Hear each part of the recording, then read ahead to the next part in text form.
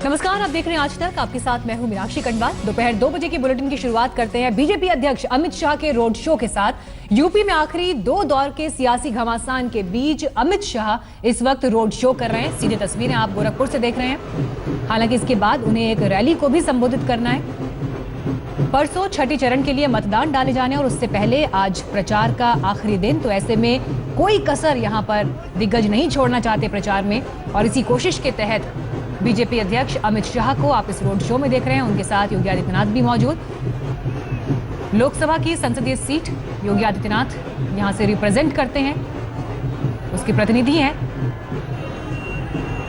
लेकिन पूर्वांचल का ये इलाका जहां 2012 के विधानसभा चुनाव में कुछ खास बीजेपी नहीं कर पाई थी, ऐसे में पुरजोर यहां पर कोशिश करते हुए कि ज्यादा समर्थन जनता का मिले और ऐसे में यहां से एक मजबूत रिजल्ट बीजेपी को मिले, ताकि सरकार बनाने का दावा और ज्यादा से ज्यादा वोट हासिल करने का दावा जो बीजेपी कर रही है उसे हकीकत में बदला जा सके। हमारे संवाददाता बालकृष्ण इस वक्त इस रोड शो को कवर कर रहे हैं, इस वक्त मौजूद है हमारे साथ। बालकृष्ण, बेहद अहम यहाँ पर कि पिछले विधानसभा चुनाव में पूर्वांचल में कुछ खास नहीं कर पाई थी बीजेपी, लेकिन गोरखपुर की जो ये सीट है, इस इलाके में पड़ने वाली जो सीट है वो काफी अहम। तो ऐसे में आज इस रोड शो के जरिए क्या मैसेज यहाँ से अमित शाह और बीजेपी दे रहे हैं?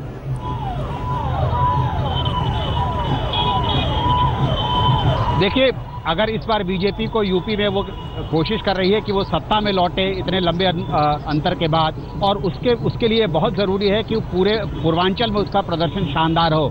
और गोरखपुर में जहां पर आज अमित शाह रोड शो कर रहे हैं, गोरखपुर को बोलचाल की भाषा में पूर्वांचल की राजधानी कहा जाता है। सबसे महत्वपूर्ण शहरों में से एक है पूर्वांचल का गोरखपुर। यहाँ से कुछ ही दूर बनारस है, जहाँ से प्रधानमंत्री नरेंद्र मोदी सांसद हैं। तो और गोरखपुर योगी आदित्यनाथ की वजह से भी जाना जाता है, जो बीजेपी के स्टार प्रचारक हैं और कट्टर हिंदुत्व की बात करते हैं, और उनका बीजेपी ने खासा इस्तेमाल किया है पूरे चुनाव प्रचार में।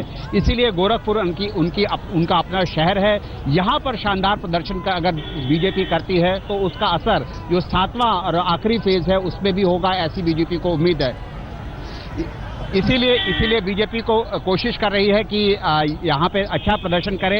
मैं आपको दिखाना चाहूँगा, अपने कैमरामैन से कहूँगा कि वो दिखाएं। ये सामने का आप रास्ता देख सकते हैं, जो टाउन हॉल का इलाका है गोरखपुर शहर के बिल्कुल बीचों बीच, यहाँ से ये रोड शो शुरू हुआ है। अब से करीब 15 मिनट पहले अमित शाह एक खुली गाड़ी में यहाँ से निकल चुके हैं।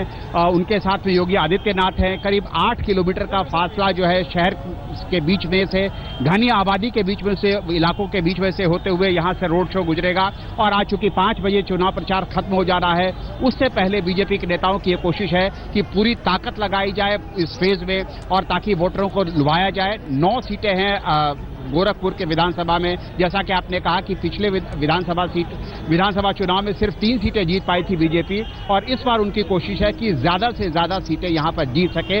ये योगी आदित्यनाथ की अपनी साख का भी सवाल है। बिल्कुल, और बेहद अहम बात यहाँ पर यह कि जैसा आपने कहा कि पूर्वांचल की राजधानी गोरखपुर को कहा जाता है, बीजेपी के लिए वीआईपी सीट योगी आदित्यनाथ की वजह से भी है। लेकिन जो 49 सीट पर इस बार इम्तिहान है छठे फेज को लेकर, बीजेपी के लिए कितनी बड़ी परीक्षा, और इस रोड शो के जरिए कितना बुलंदी से अपना दावा बीजेपी यहाँ वोटर्स के सामने रख पाएगी आज?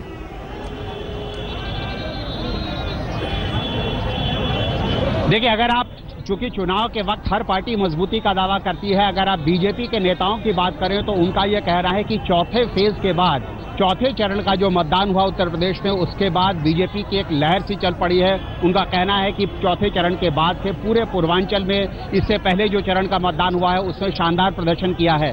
अगर आप जिस वोट बैंक की, जिस समर्थन की बात देखें, पिछला इतिहास देखें, तो इस पूरे यहाँ पे पूर्वांचल में बीएसपी भी काफी मजबूत रही है पारंपरिक तौर से, और कई सीटों पर यहाँ पर त्रिकोणीय मुकाबला देखने को मिल रहा है।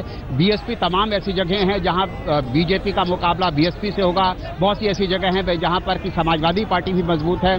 लेकिन इस पूरे चरण में, इस पूरे पूर्वांचल के इलाके में बीजेपी के नेताओं को बहुत भरोसा है। उनका कहना है कि उनका ये दावा है कि मोदी के नाम का सिक्का चल रहा है। लोकसभा चुनाव की तरह माहौल है जहां पर लोग उम्मीदवार को देख नहीं रहे हैं, उम्मीदवार का नाम तक नहीं पूछ रहे हैं, और सिर्फ मोदी के नाम पर यहाँ पर उनको वोट मिल रहा है। कल ही यहाँ पर महाराजगंज में प्रधानमंत्री नरेंद्र मोदी ने रैली की थी और मतदाताओं से कहा था कि जीत पक्की हो चुकी है। उनको अब सिर्फ बोनस वोट की जरूरत है। नारे मत लगाइए भाई साहब। बिल्कुल, आपके पास लौटते हैं बालकृष्ण और अपडेट्स के लिए इस रोड शो को लेकर, लेकिन अब से कुछ देर पहले इस रोड शो में शामिल बीजेपी नेता जगदम्बिका पाल से बालकृष्ण ने बात की, देखिए।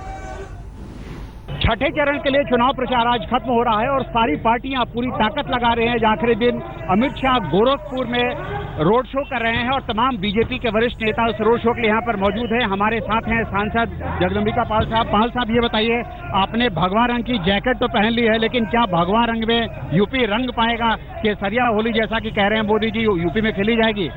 आप पता करिए, अगर इस पूर्वांचल के छठे चरण के लोगों का मूड देखिए तो लगता है कि भाजपा चुनाव नहीं लड़ रही, भाजपा के पक्ष में जनता चुनाव लड़ रही है।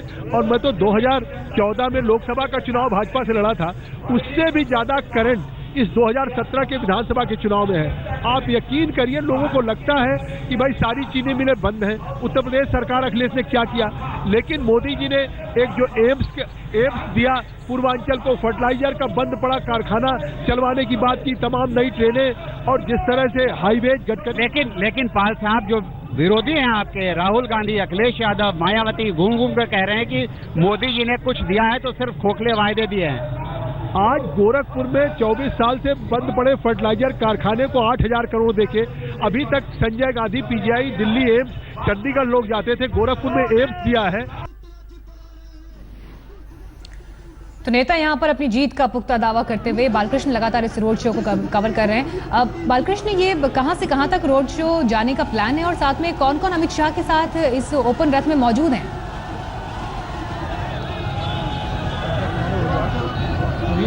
देखिए, ये जो रोड शो शुरू हुआ है, यहाँ से वो शहर के गोरखपुर शहर के बीचों बीच टाउन हॉल है, यहाँ से शुरू होगा और गोलघर एक जगह है, वहाँ से ये गुजरेगा।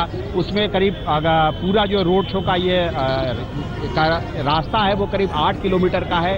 कुछ घनी आबादी का रास्ता है, कुछ सेंसिटिव जगह भी हैं रास्ते में, जहाँ पर पुलिस ने काफ़ी इंतजाम किए हैं। यहाँ पर सुरक्षा का कड़ा इंतजाम होगा। योगी आदित्यनाथ रथ में मौजूद हैं, जगदम्बिका पाल रथ में मौजूद हैं, योगी आदित्यनाथ मौजूद हैं उस रथ में और अमित शाह मौजूद हैं। हमारे साथ कुछ बीजेपी के सपोर्टर्स हैं, हम इनसे बात करते हैं जो कि रथ यात्रा में। आप लोग ये बताइए कि आज यहाँ पर अमित शाह ने रोड शो शुरू किया। सबसे पहले आप लोग बताइए, आप लोग रोड शो में नहीं जाके यहाँ क्यों मौजूद हैं? आना चाहते हैं भाई साहब, टीवी में आना चाहते हैं। क्या आपको लगता है कि यहाँ पर आज गोरखपुर में चुनाव प्रचार खत्म हो रहा है, आज रोड शो का कितना फर्क पड़ेगा? आपको लोगों में जोश दिखा? बहुत की सरकार बनेगी, नरेंद्र मोदी जिंदाबाद। नारे मत लगाइए, बहुमत से सरकार बनेगी और अमित शाह के साथ हम लोग बीजेपी के पूरा कार्यकर्ता हम लोग साथ साथ हैं। सुबह से 8 बजे से हम लोग अमित शाह का इंतजार करते हुए आज अभी सुबह से हम लोग यहाँ पे, और महाराज जी योगी आदित्यनाथ महाराज जी के सपोर्ट में हमारी पार्टी से पूर्ण। आप बताइए, यहाँ पर राहुल गांधी, अखिलेश यादव कह रहे हैं कि एम्स के लिए पत्थर लगाया गया, जो फर्टिलाइजर फैक्ट्री है उसके लिए पत्थर लगा, लेकिन कुछ काम नहीं हुआ। आपको लगता है कि इसके लिए बीजेपी, प्रदेश सरकार इसमें रोड़ा अटका रही है? प्रदेश सरकार जो है वो रोड़ा इसमें अटका रही है। प्रदेश सरकार नहीं चाहती कि गोरखपुर में विकास हो। नहीं। आपको सबसे बड़ा मुद्दा गोरखपुर के वोटरों के लिए क्या लगता है? विकास, सबसे बड़ा विकास, अपराध मुक्त गोरखपुर। गुंडाराज और भ्रष्टाचार से मुक्ति पाना है तो बीजेपी को जिताना है गोरखपुर में। जी।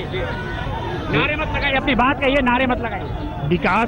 विकास में हम पीछे हैं, विकास में हम पीछे हैं। इसका मुझे दंश झेलना पड़ता है। मेरी पुरजोर कोशिश है कि भारतीय जनता पार्टी की सरकार आए और चप्पा चप्पा भाजपा हो जाए। या मोदी जी देश का विकास कर रहे हैं। आप ये देख सकते हैं कि आप यहाँ पे बीजेपी के कुछ समर्थक यहाँ पर मौजूद हैं, लेकिन मैं अपने कैमरामैन से कहूँगा कि ये दिखाएं, ये पूरा रास्ता जो था, यहाँ पर से रोड शो शुरू हुआ है। इस जगह से 8 किलोमीटर लंबा रास्ता है। इस जगह को गुब्बारों से, झंडों से सजाया गया है। थोड़ी देर पहले यहाँ पर पुलिस वालों के साथ में झड़प भी हुई थी बीजेपी के समर्थकों की। पुलिस वालों का कहना था, प्रशासन का कहना था कि जिस तरह से झंडे, गुब्बारे लगाए गए हैं उसकी अनुमति नहीं है इस स्पॉट के आगे, लेकिन बीजेपी के समर्थक जो है वो माने नहीं। उनका कहना है कि अगर लोग अपने झंडों के आगे अपने घरों पर झंडा लगाते हैं तो उसमें किसी को कोई आपत्ति नहीं होनी चाहिए। बालकृष्ण, एक बात और यहाँ पर यह भी है कि रोड शो भी प्रचार की राजनीति में अब एक अहम हिस्सा निभाने लगे हैं। चाहे वो अखिलेश और राहुल के रोड शो हों जिन्होंने जबरदस्त वहाँ पर लोकप्रियता बटोरी, बीजेपी के अलग अलग जगह पे रोड शो हुए, लेकिन आज जो ये रोड शो है कितनी बड़ी चर्चा का विषय ये लोगों के बीच में बनता है?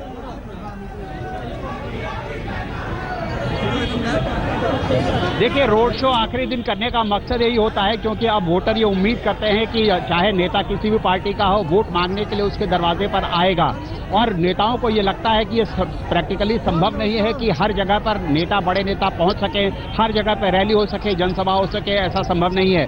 बहुत सारे मतदाता ऐसे हैं जो कि किसी हर पार्टी की बात सुनना चाहते हैं, लेकिन वो शायद इस तरह की रैलियां जो बुलाई जाती है उसमें बसों में भरकर जाने को तैयार नहीं होते। तो पार्टियों की ये कोशिश होती है, रोड शो का नाम इसलिए है क्योंकि मतदाताओं को लगे कि नेता वोट मांगने के लिए उनके दरवाजे पर आए हैं, इसलिए एक लंबा रास्ता चुना जाता है। और रोड शो को लेकर के काफी उत्साह है क्योंकि रोड शो जितने लंबे रास्ते से शहर में गुजरेगा वो घनी आबादी वाला रास्ता है और इसीलिए बीजेपी के नेता, और यही तस्वीरों में भी झलक रहा है क्योंकि जिस रास्ते से रोड शो गुजर रहा है, छत में भी लोग खड़े होकर उसकी एक झलक पाना चाहते हैं, बड़े नेताओं को देखना चाहते हैं, सुनना चाहते हैं। एक ब्रेक के लिए हम रुक रहे हैं, लेकिन ब्रेक के बाद